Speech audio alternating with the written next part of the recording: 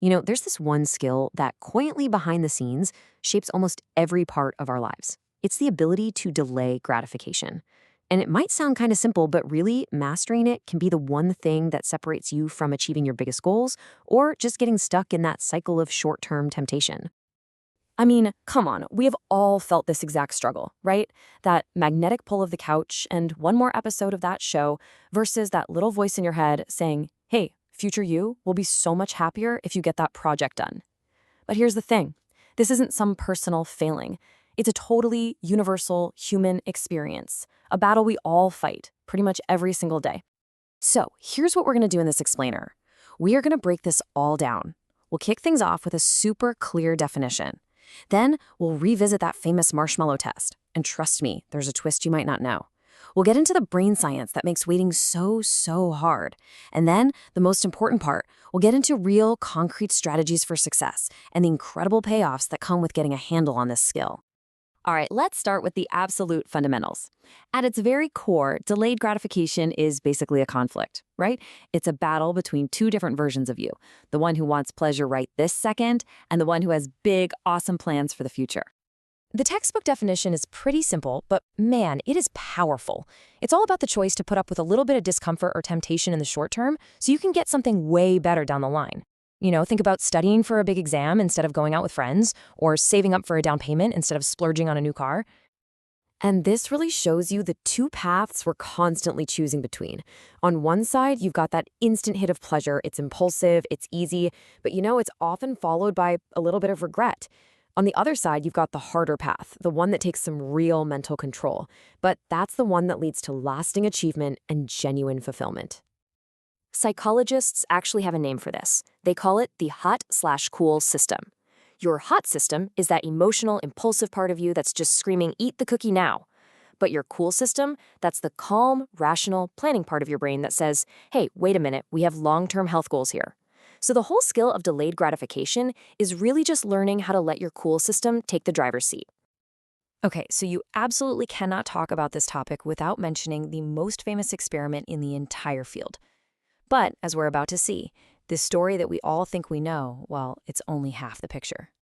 The original experiment was super straightforward. A little kid is left alone in a room with a marshmallow. They're told, you can eat this one now, or if you can just wait 15 minutes, you'll get a second one. The first findings from this were absolutely groundbreaking. It was wild. The kids who waited years later went on to have higher test scores, better health, more financial success. You name it, they had it. It seriously seemed like this simple little test could predict a person's entire life. It became a legend in psychology. But you know how science works. It's always evolving. So when researchers tried to replicate this famous study, but with a much larger group of kids, they found something pretty fascinating. And here is where the story takes a massive turn.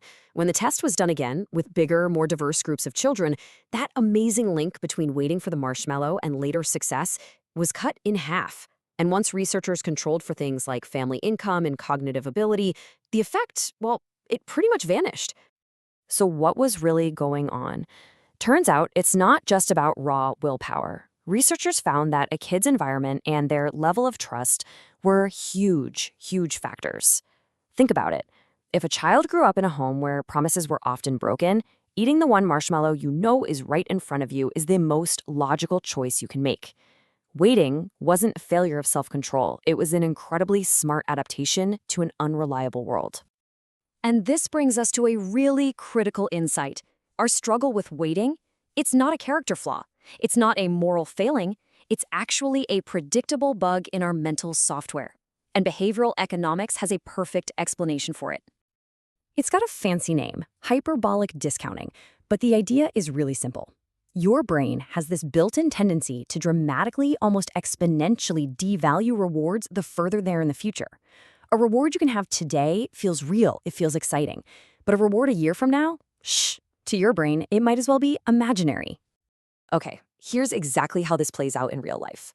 When both choices are far off in the future, it's easy to be rational. Of course, you'd wait one extra week for $5 extra, no brainer. But when one of those options is today, our brain's valuation system just goes completely haywire. That $100 right now feels disproportionately, almost irresistibly valuable. And that is the key takeaway here. If your only strategy is to just try harder or have more willpower, you are literally fighting against your brain's fundamental wiring. You're setting yourself up to fail.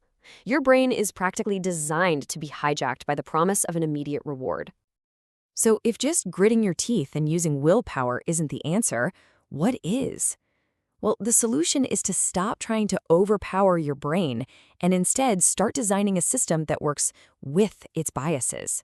So let's look at a few really practical strategies to do exactly that. The most effective strategies really fall into three main categories. First up is cognitive reframing. That's all about changing how you think about the temptation, maybe distracting yourself or vividly picturing the future reward. Second is pre-commitment. This is where you make a choice now to lock your future self into doing the right thing, like setting up automatic savings. And third, implementation intentions. Basically creating simple if-then rules to put your decisions on autopilot. So how do you actually put this stuff into practice? Look, you don't have to change everything all at once. Start small.